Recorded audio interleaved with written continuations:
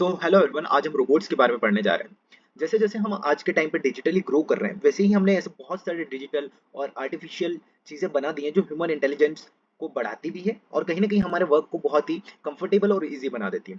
तो आज हम रोबोट्स के बारे में पढ़ने जा रहे हैं, जो ऐसी मशीन्स होती हैं जो प्रोग्राम की जाती है इंजीनियर्स के द्वारा, जो हमारे स्पेसिफिक कुछ टास्क जो हम उनको देते हैं वो परफॉर्म करती है। तो रोबोट्स बहुत तरीके के हो सकते हैं। जैसे कि आपने देखा होगा, चंद्रयान के बारे में सुना होगा, वो भी एक टाइप का रोबोट था रिसर्च के लिए जो यूज किया जाता है। आज के टाइम पे मेडिकल लैब्स में हो गया, डिलीवरी के लिए हो गया, कहीं पर भी अगर आज के टाइम पे वॉर के लिए भी देखा जाए तो इंडियन आर्मी या फिर कोई सी भी आर्मी में ऐसे बहुत सारे रोबोट्स हैं जो कहीं ना कहीं इंसानों की जगह ले रहे हैं। ठीक है, तो आज हम रोबोट्स के बारे में पूरा कंप्लीटली समझेंगे कि कौन कौन से टाइप के रोबोट्स होते हैं, वो कैसे वर्क करते हैं और कौन कौन से फील्ड है जिनके बारे में हमको पढ़ना पड़ता है अगर हमको रोबोटिक्स के बारे में जानना है। ठीक है, तो एक बेसिक सा इंट्रोडक्शन देखते हैं कि रोबोट्स होते क्या हैं। तो robot is a machine that can carry out a series of action और task automatically, often programmed by a computer. तो रोबोट क्या है? एक मशीन है जो किसी भी एक सीरीज ऑफ वर्क को, जैसे अपन ने उसको समझा दिया है कि चाय कैसे बनाना है, तो चाय में क्या है, एक रेसिपी होती है, एक सीरीज ऑफ वर्क रहता है कि पहले पानी गर्म करना है, फिर चाय पत्ती ऐड करना है, फिर उसमें शुगर ऐड करना है, फिर दूध ऐड करना है। तो ऐसे सीरीज ऑफ टास्क उसको देते हैं जो ऑटोमेटिकली वो परफॉर्म करता है, उनको अपन क्या बोलते हैं? रोबोट्स बोलते हैं। ठीक है, तो रोबोट्स के बारे में कुछ फैक्ट्स है कि रोबोट वर्ड आया कहाँ से। तो रोबोट वर्ड एक सीज एक वर्ड से आया है जिसका एक्चुअल वर्ड है रोबोटा, जिसका मतलब होता है फोर्स्ड लेबर। मतलब लेबर का मतलब होता है मजदूर, जिनसे अपन अपने लिए काम करवाते हैं कुछ ना कुछ उनको पे करके। तो रोबोट भी आज के टाइम पे अपने लिए एक तरह से लेबर है, जिनकी वजह से हम अपना काम उनसे इजीली करवा सकते हैं। मतलब जैसे रोबोट को अगर आपको कुछ भी काम करवाना हो तो उनको पैसे देने की जरूरत नहीं, बस आपको एक बार बना लेना है उनको। फिर जो भी आप उसमें प्रोग्राम करेंगे कि भाई ये रोबोट चाय बनाएगा या फिर ये हमारे लिए कुछ प्रेस करेगा या फिर मेडिकल फील्ड में कुछ काम करेगा, तो ऐसे स्पेसिफिक टाइप के डिफरेंट डिफरेंट रोबोट्स बनाए जाते हैं जिनको प्रोग्राम किया जाता है इंजीनियर्स के द्वारा। ठीक है, अब अगर इसकी हिस्ट्री की बात करें तो सबसे पहला एक इंडस्ट्रियल रोबोट 1960 में बनाया गया था जिसका नाम था यूनिमेट, जो कि जॉर्ज डॉवेल ने बनाया था। ठीक है, और इसका बेसिक सा वर्क होता था कि एक मेटल फैक्ट्री में, मतलब मोटर फैक्ट्री थी और जिसमें हॉट मेटल्स को हैंडल करता था। जैसे आपने कई बार रील्स में देखा होगा कि जैसे गर्म लोहा होता है उसको लोग हैंडल कर रहे होते हैं, तो यहाँ पे क्या रहता है, कहीं ना कहीं एक रिस्क रहता है कि भाई कहीं कुछ एक्सीडेंट हो जाए, किसी की जान चली जाए या फिर किसी को कुछ सीरियस इंजरी हो जाए, तो रोबोट एक बहुत ही अच्छा रिप्लेसमेंट है उन चीजों के लिए जहाँ ह्यूमंस को बिना किसी नुकसान के, मतलब काम ना करना पड़े और उनकी जगह रोबोट्स काम करें। ठीक है, तो अपन पढ़ते हैं रोबोटिक्स के बारे में। मतलब रोबोट तो क्या हो गया कि एक मशीन हो गई, पर इसको कैसे बनाते हैं, इसको कैसे डेवलप करते हैं, ये अपन अब रोबोटिक्स के अंदर समझते हैं। ठीक है, तो रोबोटिक्स क्या है? एक ब्रांच है टेक्नोलॉजी की जिसके अंदर हम डील करते हैं डिजाइन, कंस्ट्रक्शन और ऑपरेशन रोबोट्स का। ठीक है, तो अगर इसकी डेफिनेशन की बात करें तो robotics is the branch of technology that deals with the design, construction, operation and use of robots. It integrates various disciplines including mechanical engineering, electrical engineering and computer science. इसका मतलब बेसिकली अगर मैं आपको समझाऊं एक डायग्राम के through समझते हैं कि होता क्या है। तो रोबोटिक्स में अगर बात करें तो एक mechanical engineering, electronics engineering, computer science engineering, तीनों का ये कॉम्बिनेशन है। मतलब मैकेनिकली अपने को समझना होता है कि कौन कौन से मटेरियल यूज करना है, मतलब कैसे उसको असेंबल करना है। इलेक्ट्रॉनिक्स इंजीनियरिंग में हम कहीं ना कहीं उसका चिप डिजाइन कर रहे होते हैं उसके कंपोनेंट्स को असेंबल करने के लिए, और कंप्यूटर साइंस में अपन उस चिप में क्या प्रोग्राम लिखना है वो सब देख रहे होते हैं। तो इन तीनों चीजों की मदद से, इन तीनों इंजीनियरिंग में एक्सपर्टीज की मदद से हम रोबोट का डिजाइन तैयार करते हैं, उनको कैसे कंस्ट्रक्ट करना है, उनका कंस्ट्रक्शन वर्क देखते हैं और क्या क्या ऑपरेशन उनके द्वारा किया जाना चाहिए वो प्रोग्रामिंग के थ्रू देखा जाता है। ठीक है, तो इन सब का एक निचोड़ अगर देखें तो इन सबको पढ़कर और इन सबको समझकर ही हम रोबोट्स बना सकते हैं। ठीक है, अब बात करते हैं कि रोबोट्स कितने टाइप के होते हैं। तो मेजरली रोबोट्स को 5 कैटेगरीज में क्लासिफाइड किया गया है, जिसमें सबसे पहला होता है general purpose autonomous robots, mobile robots, industrial robots, service robots और एजुकेशनल रोबोट्स। इसके अलावा भी और भी रोबोट्स हो सकते हैं, पर जनरली इन 5 मेजर कैटेगरी में इनको कैटेगराइज किया गया है। तो अपन one by one each and every category को एक स्पेसिफिक थोड़ा डिटेल्स में पढ़ते हैं। तो सबसे पहले अपन देखते हैं कि जनरल पर्पस ऑटोनोमस रोबोट्स क्या होता है। So a general purpose autonomous robot is a versatile machine designed to perform a wide range of tasks without human intervention। ठीक है, कि जनरल पर्पस रोबोट्स अगर जैसे नाम से ही थोड़ा थोड़ा समझ में आ रहा हो, तो इनको एक स्पेसिफिकली डिजाइन किया जाता है कि एक कुछ जनरल टास्क और कुछ एक रेंज ऑफ वर्क परफॉर्म कर सकें। अनलाइक स्पेशलाइज्ड रोबोट्स, यहाँ से रिटेक है ना, Unlike specialized robots that are built for a specific function, general purpose autonomous robots are equipped with advanced sensor, artificial intelligence, and adaptive capabilities to handle various activities in different environment। ठीक है, अब general purpose robot में क्या होता है कि एक होता है अपना स्पेशलाइज्ड रोबोट्स होते हैं जो कुछ स्पेसिफिक वर्क के लिए होते हैं। जैसे कि अगर अपन एक वैक्यूम क्लीनर आज के टाइम पे अगर आपने देखा हो, डिजिटल वैक्यूम क्लीनर, उसका अपन यूज सिर्फ पोछा लगाने में ही कर सकते हैं या फिर कचरा साफ करने में ही कर सकते हैं, एक स्पेसिफिक टास्क के लिए कर सकते हैं। पर जनरल पर्पस रोबोट में क्या होता है, एक आर्टिफिशियल इंटेलिजेंस भी उसमें इन्वॉल्व होता है, उसके साथ साथ कुछ ऐसे एडवांस सेंसर होते हैं जो कुछ भी नए चेंजेस को भी अडॉप्ट कर सकते हैं। ठीक है, तो जनरल पर्पस रोबोट कुछ भी जनरल फंक्शंस या वर्क के लिए अपन यूज करते हैं। अब इनका अगर यूज केस देखें कि कहाँ कहाँ यूज किए जाते हैं, तो मैन्युफैक्चरिंग में इसका यूज किया जाता है, हेल्थ केयर में एक बहुत बड़ा यूज है आज के टाइम पे रोबोट्स का, इसके साथ साथ होम ऑटोमेशन में भी रोबोट्स आज एक मेजर वर्क प्ले कर रहे हैं। ठीक है, अगर इसके बाद अगर अपन नेक्स्ट टॉपिक की बात करें कि मोबाइल रोबोट्स क्या होता है, तो मोबाइल रोबोट्स आर ऑटोनोमस और semi autonomous machines that can move around in their environment to perform task. Unlike stationary robots, mobile robots have the capability to navigate through different spaces, adapting to various terrains and conditions. ठीक है, देखो mobile robot थोड़ा सा नाम समझ में आएगा कि मोबाइल होगा, मूवेबल होगा।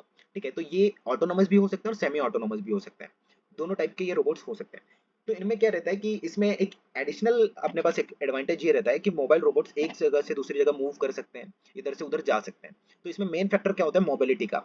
तो मोबिलिटी कैसे अचीव की जाती है, इनमें अपन व्हील्स का यूज करते हैं, ट्रैक्स के लेग्स का यूज करते हैं, जिनकी वजह से वो मूव कर सकें। और इसके साथ साथ ही अपन इसमें व्हील्स के साथ साथ लेग्स का भी यूज कर सकते हैं ताकि वो और भी ज्यादा इफिशियंट वो बन सके। ठीक है, ये मोबाइल रोबोट्स होते हैं जनरली। इसके बाद अगर बात करें एप्लीकेशन ऑफ मोबाइल रोबोट्स की, तो आपने देखा होगा क्लीनिंग में, जैसा मैंने अभी प्रीवियसली एग्जांपल दिया था, डिलीवरी में इनका एक बहुत बड़ा हाथ होता है। और असिस्टेंट्स की भाई कुछ भी अपने घर में एक जनरल रोबोट बना दिया है जिसको कुछ स्पेसिफिक टास्क दे दिए, उसको पता है कि कौन सी चीज कहाँ रखी हुई है, तो अगर अपन एक जगह बैठे हैं तो उसको कुछ भी कमांड दे सकते हैं कि भाई यहाँ से ये ले आओ वो ले आओ, तो ये मोबाइल रोबोट्स का वर्क होता है। इसके बाद अगर इंडस्ट्रियल रोबोट्स की बात करें, तो industrial robots are programmable machines designed to perform repetitive tasks in manufacturing and production environment. They enhance efficiency, precision, and safety by automating tasks that are often labor intensive and or require high levels of accuracy.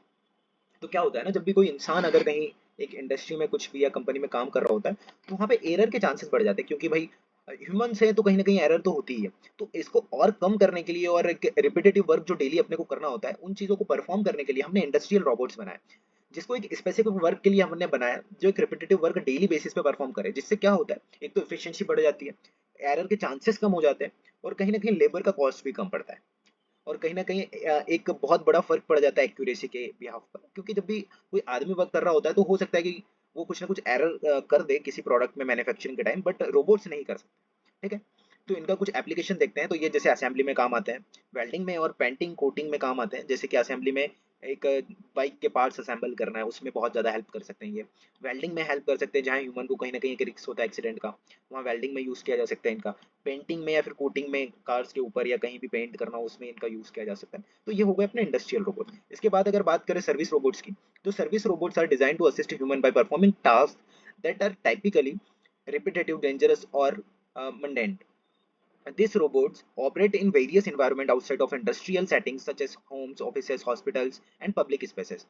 ठीक है, तो अब service robots क्या होते हैं, ये basically वो robots होते हैं जिनको भी सेम एक कुछ ना कुछ रिपीटेटिव वर्क दिया जाता है, या फिर कहीं ना कहीं जो डेंजरस इलाके होते हैं, जैसे कहीं पे आग लग गई हो, तो जहाँ पे ह्यूमंस नहीं जा सकते, वहाँ पे रोबोट्स को भेज कर हम हमारा वर्क करवा सकते हैं। तो ये सर्विस रोबोट्स होते हैं। इनका अगर कुछ एप्लीकेशन देखें तो food service, retail, public service, इन तीनों में ये बहुत ही इफिशिएंटली वर्क करते हैं। जैसे फूड सर्विस में आज के टाइम पे अगर तुमने देखा हो कि बहुत सारे रेस्टोरेंट्स में हमको रोबोट्स देखने को मिल जाते हैं जो खाना सर्व करते हैं।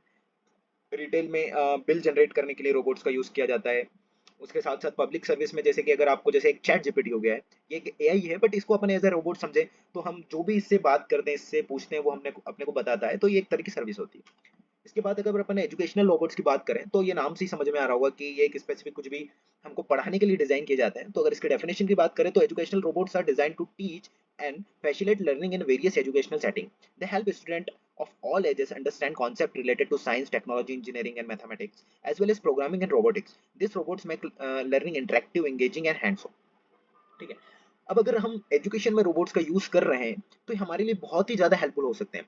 कि एक रोबोट है, उसके पास दुनिया भर का डेटा पड़ा हुआ है, अगर आपको कुछ भी क्वेश्चन समझ में नहीं आ रहा है, कुछ भी एक स्पेसिफिक फील्ड के बारे में एकदम डिटेल में पढ़ना है, तो उसके अंदर पहले से इतना डेटा फीडेड होता है कि हम इजीली कुछ भी टॉपिक है उसके साथ एक्सप्लोर कर सकते हैं, पढ़ सकते हैं। वहीं पे अगर कोई इंसान हमको टीच कर रहा हो, तो एक बात अलग होती है कि वो एक पर्टिकुलर टॉपिक को लेके हमको बहुत डिटेल में समझा सकते हैं, वो सब चीजें। पर रोबोट्स क्या है, एक एंगेजिंग कंटेंट बना सकते हैं हमारी चीजों को समझकर, और हमको एक ऐसे वे में पढ़ाएंगे कि जहाँ पे अपन इजीली बहुत अच्छा कंटेंट गेन कर सकते हैं, बहुत अच्छा नॉलेज ले सकते हैं। तो एजुकेशनल में भी एक रोबोट का बहुत बड़ा हाथ है आज के टाइम पे। अब इनके एप्लीकेशन अगर आपको बताएं तो teaching, programming, stem education, science, technology, engineering and mathematics. उसके साथ साथ इंटरेक्टिव लर्निंग, स्पेशल एजुकेशन में भी इनका बहुत बड़ा हाथ है कि भाई कोई कंपनी है जहाँ पे अपने को एक पर्टिकुलर सॉफ्टवेयर को ही सीखना है, तो इन रोबोट्स में वो डेटा फीड करके हम स्पेशल एजुकेशन दे सकते हैं नए लोगों को। ठीक है, या फिर कोई भी न्यू टेक्नोलॉजी आती है तो हम उसमें वो डेटा फीड करके लोगों को उसके बारे में अवेयर कर सकते हैं। इसके बाद अगर आप, ये तो हो गया अपना कि भाई कितने टाइप्स के, अपन ने 5 टाइप के रोबोट्स के बारे में पढ़ा। इसका एक लास्ट में ब्रीफ डिस्क्रिप्शन भी देखेंगे अपन। अब ये सब तो हो गए कि कितने टाइप्स के होते हैं, ये क्या क्या वर्क परफॉर्म करते हैं, पर एक्चुअल में रोबोट मूव कैसे करते हैं तो वो अपन पढ़ते हैं रोबोट लोकोमोशन में। तो robot locomotion refer to the various method and mechanism that robot use to move from one place to another. ठीक है, रोबोट लोकोमोशन में हम बेसिकली पढ़ रहे होते हैं कि कौन कौन सी मेथड से या किन तरीकों से हम रोबोट्स को या मशीन्स को एक जगह से दूसरी जगह मूव करा सकते हैं।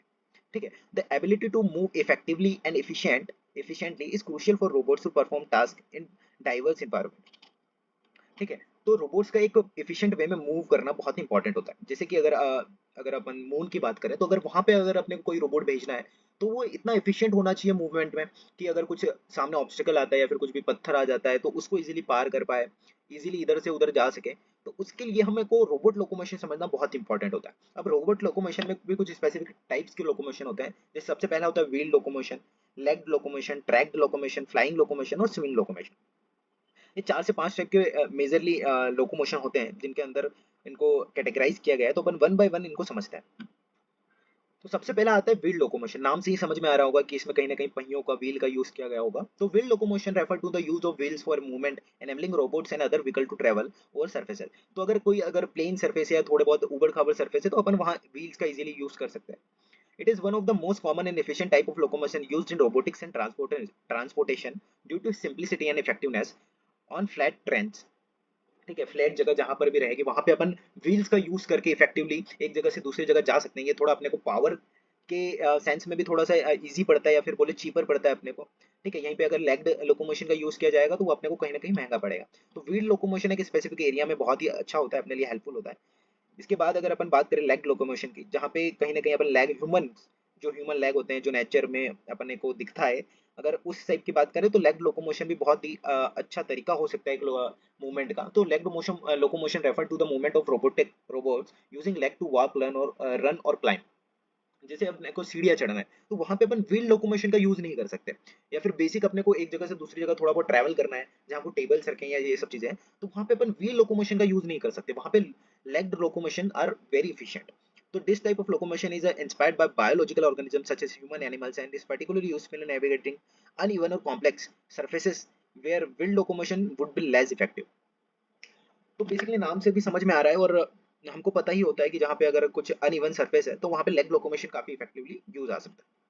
अब ट्रैक लोकोमोशन की बात करें तो इसमें क्या होता है, कंटिन्यूअस ट्रैक लगा होता है जो एक जगह से दूसरी जगह जाने में अपने को मदद करता है। तो track locomotion refer to the use of continuous tracks और threads for movement. This type of locomotion is commonly seen in tank में यूज किया जाता है, मशीनरी में इसका यूज होता है in certain type of robot. Track locomotion offer excellent stability and traction, making it suitable for navigating difficult terrains that would challenge wheeled और leg system.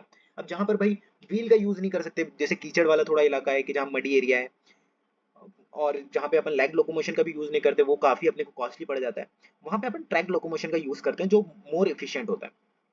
जैसे कि रेगिस्तान हो गया जहाँ पे अपने को ये बहुत ही इफेक्टिव हो सकता है, या फिर स्नो वाला एरिया हो गया। ठीक है, अब फ्लाइंग लोकोमोशन के बारे में अगर बात करें तो नाम से ही समझ में आ रहा होगा कि फ्लाइंग मतलब एयर में जो लोकोमोशन फ्लाइंग के लिए यूज होता है उसको फ्लाइंग लोकोमोशन बोलते हैं। तो flying locomotion refer to the movement through the air which is achieved by generating lift and thrust. This type of locomotion is used by various aerial robots commonly known as drones or UAVs, or flying robots offer unique advantage in terms of mobility and accessibility, making them suitable for tasks that requires aerial perspective or access to hard to reach places। ठीक है, अब flying locomotion की बात करें जो अपने को thrust और लिफ्ट से अचीव होता है, जैसे अपन ने एरोप्लेन्स देखे होंगे, हेलीकॉप्टर देखे होंगे, ऐसे ही इन सब चीज़ों का यूज़ करके, वो उस टेक्नोलॉजी का यूज़ करके फ्लाइंग रोबोट्स हम आज के टाइम पे बना सकते हैं जो कि एक जगह से दूसरी जगह जाने में काफ़ी एफिशिएंट होते हैं, बहुत ही कम टाइम लगाते हैं। तो ये हो गया फ्लाइंग लोकोमोशन। इसके अलावा होता है swimming locomotion. Swimming locomotion refer to the methods and mechanism that aquatic animal use to move through water. Different animal have evolved various ways to achieve efficient movement in their aquatic environment. Here are some common type of swimming locomotion। अब क्या होता है ना, underground भी बहुत सारी जगहों पर कुछ ऐसा कंस्ट्रक्शन वर्क चल रहा होता है या फिर नीचे से माइनिंग चल रही होती है जहाँ पे अपन रोबोट्स का यूज कर सकते हैं। तो स्विमिंग लोकोमोशन उस चीज में हो जाता है कि पानी में हम कैसे मूवमेंट करवा सकते हैं रोबोट्स का। ठीक है। अब एक और मेजर लोकोमोशन होता है जिसको अपन बोलते हैं हाइब्रिड लोकोमोशन। इसमें अपन एक से दो टाइप के लोकोमोशन को कंबाइन करके एक ऐसा नया वे निकालें जो नॉर्मल सिंगल लोकोमोशन टाइप से काफी ज्यादा एफिशिएंट रहता है। तो hybrid locomotion robots refer to incorporate multiple forms of movement allowing them to adopt the various environment and task. तो इसमें अब इसके कुछ टाइप्स हैं जैसे व्हील्ड एंड लेग, कि जैसे अपन पहियों को और लेग को कंबाइन कर दें तो एक नया टाइप का रोबोट बन जाएगा जो कि रोल भी कर सकता है और एक तरह से रन भी कर सकता है, स्टेयर्स पे वॉक कर सकता है। ऐसी फ्लाइंग एंड रोलिंग है, स्विमिंग एंड वॉकिंग है। तो डिफरेंट टाइप के ये लोकोमोशन है हाइब्रिड में। अब अगर इसकी समरी की बात करें तो wheel locomotion generally common and effective efficient on flat surfaces, की एक फ्लैट सर्फेस पे काफी अच्छी मूव कर सकते हैं और इनका जो कंट्रोल और मेंटेनेंस है वो काफी इजी पड़ता है। अब अगर लेग्ड लोकोमोशन की बात करें तो mimics animal movement suitable for uneven and rough surfaces. So ये इनको एक तरह से एनिमल्स का मूवमेंट देख के बनाया गया है और ये अनइवन सरफेसेस काफी अच्छा परफॉर्म करते हैं। अब ट्रैक्ड लोकोमोशन की अगर बात की जाए तो provide stability on uneven surface often used in construction and military robots. जैसे मिलिट्री में आपने टैंक्स देखे होंगे तो वहाँ पे ट्रैक्ड लोकोमोशन का ज्यादा यूज किया जाता है। अब अगर फ्लाइंग लोकोमोशन की बात करें तो यूटिलाइज रोटर्स और wings includes drones and aerial robots for surveillance and delivery. आज के टाइम पे रोबोट्स के या फिर देखा जाए तो ड्रोन्स के द्वारा डिलीवरी की जाती है, तो उसमें फ्लाइंग लोकोमोशन का यूज होता है। अब स्विमिंग लोकोमोशन की बात करें तो design for under water navigation used in under water exploration and maintenance. नाम से भी समझ में आ रहा है और कहीं ना कहीं स्विमिंग है तो अंडर वाटर जाना ही पड़ेगा, तो अंडर वाटर जो भी काम चल रहा होता है मेंटेनेंस का, एक्सप्लोरेशन का, कुछ रिसर्च चल रही होती है, वहाँ पे स्विमिंग लोकोमोशन काम आता है।